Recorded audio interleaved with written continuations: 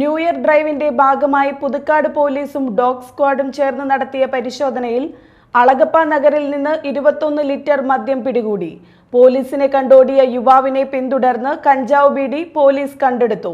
Irinjalakuda dog സ്ക്വാഡിലെ Milo, Steffi എന്നീ നായകളുടെ സഹായത്തോടെയാണ് റെയ്ഡ് നടത്തിയത്.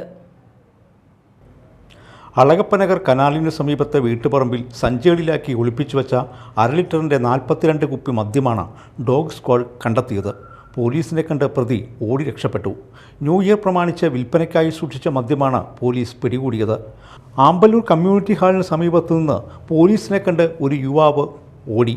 പോലീസ് യുവാവിനെ പിന്തുടർന്ന് പിടികൂടി.